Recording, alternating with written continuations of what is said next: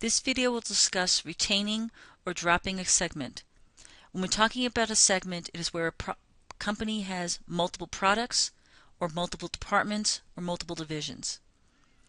And one of those products, departments, or divisions is not making a profit, and the company believes they would be better off if they eliminated that product, department, or division.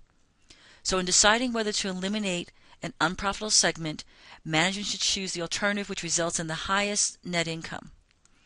So what you're going to do is you will calculate net income before you eliminate the segment, and you'll calculate net income for the company in total for after eliminating the segment. Whichever alternative has the best and highest net income, that is the alternative you will choose. So in deciding whether to eliminate an unprofitable segment, the relevant information is the contribution margin produced by that segment. Often fixed costs allocated to an unprofitable segment must be absorbed by other segments. So let's just talk a little bit about these last two statements. So when we look at a CVP or a contribution margin income statement, we have our sales less our variable costs equals our contribution margin. And what we're going to see now in this chapter is that we take fixed costs and we separate it into two parts: fixed cost direct and fixed cost allocated. Another term we use for allocated is what we call common fixed costs. And then we're left with our net operating income. So I haven't changed anything. We've just now separated fixed costs into direct and allocated. When we think about eliminating a segment, what goes away with it is normally its direct fixed costs. So this is eliminated usually. But the allocated common fixed cost remains and must be absorbed by the remaining segments.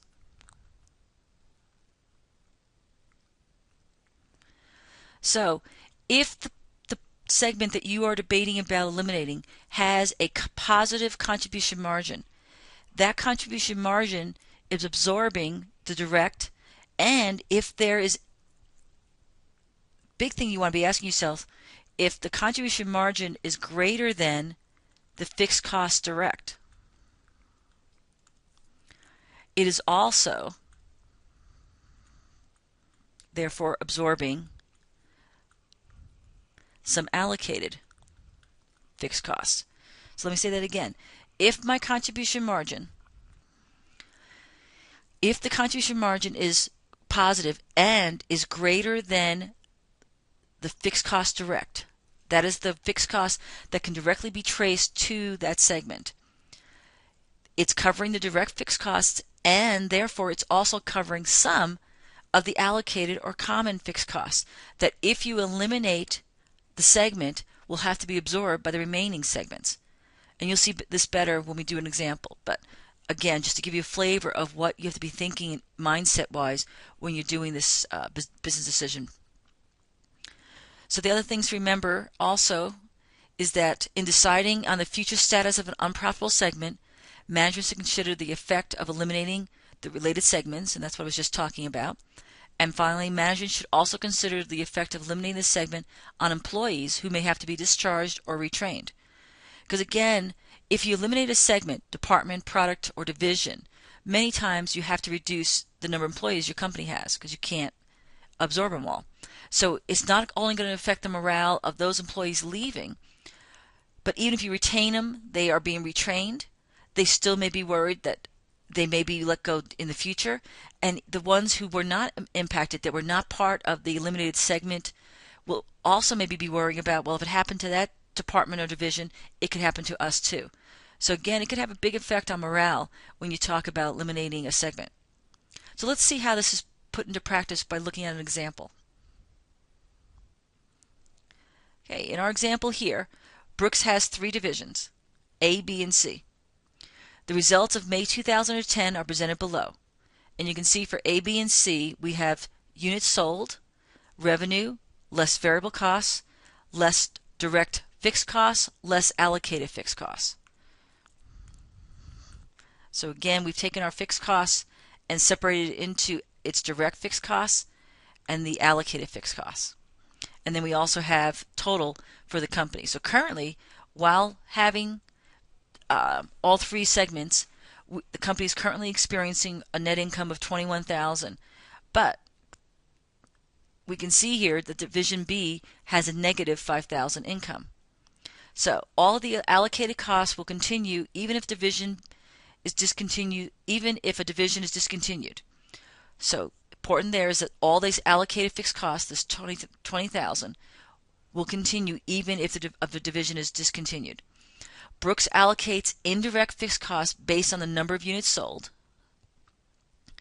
So that means our allocated or common fixed cost is allocated based on number of units sold. And the two most common ways that companies allocate common or allocated fixed costs is either through units sold or revenue.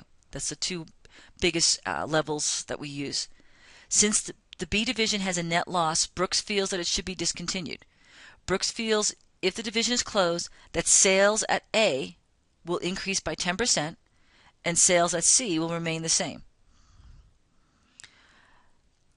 So prepare an analysis showing the effect of discontinuing the B division. So using the information, what we're going to do now is what will net income look like for the company in total if we eliminate B. Let's see, we can move this down a little bit here.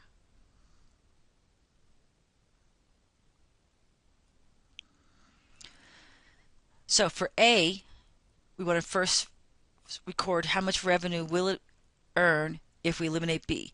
Well, remember it said it's going to increase, sales will increase 10%. And what you have to remember, that if sales increases 10%, that we're talking volume here.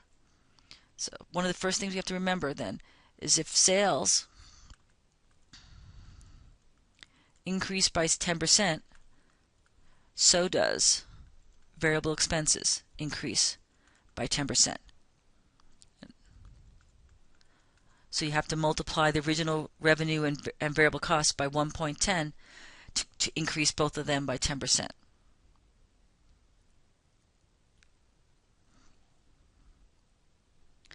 So revenue originally was $70,000. If we multiply that by 1.10, that would give us new revenue of $77,000. Now C would still have its $40,000 because sales remain the same, they told us. So that means the company would have total sales revenue of $117,000 if we eliminate B. Then we look at variable cost. For A, it would increase, so we're multiplying these again both by 1.10. 32,000 times 1.10, we get 35,200. And C's would still be at 16,000. 35,200 plus 16,000 gives us 51,200. Then we want to look at fixed costs direct. It would still be 14,000 for A. Fixed cost does not change if volume, and remember volume is number of units we're selling. Fixed cost does not change if the volume goes up or down. Total fixed cost stays the same. So it would still be 14,000 for A, and it would still be 12,000 for C. So 14 and 12 gives us 26,000 direct fixed cost. Then we have fixed cost allocated. Okay, it was 20,000 when we had B. It's going to be in total still 20,000. We have to reallocate it, and they say they allocate it based on number of units.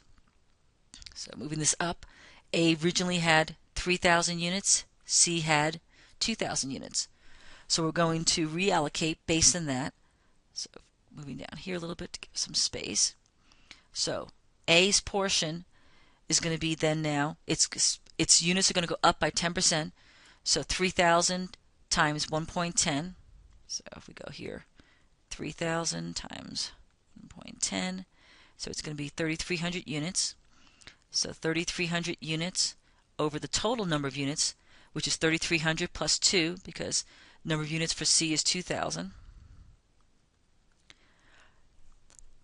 That says 62% of the allocated fixed costs goes to A, and that's $12,400.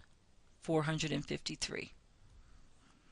And then B, I'm sorry, not B, C would be the difference here, or we can also calculate it, 2,000 divided by 5,300. We get 38% times 20,000. Its portion of allocated is 7,547. So that's how we allocate the allocated fixed costs by total number of units. So we'll put that up here. So A's portion again is 12,453. C's portion is 7,547.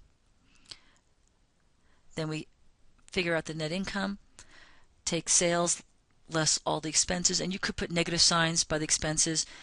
Be careful when you look using your online homework system to read carefully how it wants you to record expenses. Does it want you to record it with a negative, or is it sometimes some of the problems just focus on what's the change in net income?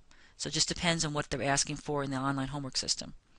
So here I get 15,347 for A's net income. C's net income would be 4,453. The company's total would be 19,800. Now remember, before doing this, we go back up here just to show it. This was the previous net income. If you remember, it was 21,000.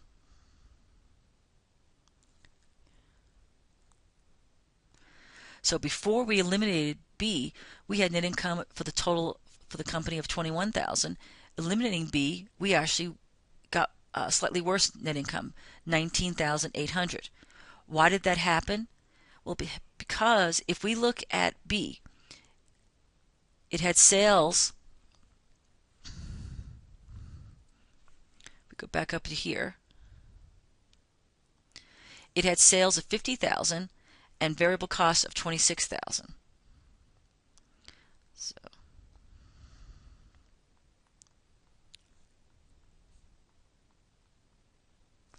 which means it had a positive contribution margin of 24,000. That 24,000 covered all of its direct fixed cost and some of its 5,000 of its allocated fixed costs. Eliminating B removed that 24,000 of contribution margin, and even though the 19,000 gets eliminated, remember the 10,000 stays with us. So that 5,000 that was previously being covered by this contribution margin now has to be totally covered by A and C. And that's why the company then ends up having to absorb and therefore have less net income than it previously did. And the only reason we only have a loss of 1,200, when I say that, I'm comparing our previous net income of 21,000 to the new net income of 19,800, is because A's sales increased enough that we didn't have to have a full 5,000 loss. And when I say full 5,000 loss, is that we were covering that additional 5,000 that wasn't being covered before. So we would not. So if A had not changed at all, this 5,000 that was already previously covered by 24,000 minus 19, we would have absorbed that full loss of 5,000 and gone from 21 to 16,000 net income. But because sales of A went up, it was able to cover some of that, but it didn't increase enough, and especially C didn't change at all. So in order to absorb B, two things have to happen. We have to have enough sales of either A and C and combined to increase to cover the 10,000 allocated fixed costs that we have to absorb. Or we could, the segment that we're eliminating has to have contribution margin that is less than the direct fixed cost that's being covered already by that segment. Because right now we had a positive contribution margin covering all of the segment's direct fixed costs and 5,000 of the allocated fixed costs. And because we eliminated B, we lost that cushion of 5,000 being covered. And the other two had to cover it, and A's increase in sales covered some of that, but not all of it. So I hope this helped you better understand retaining or retaining or dropping a segment.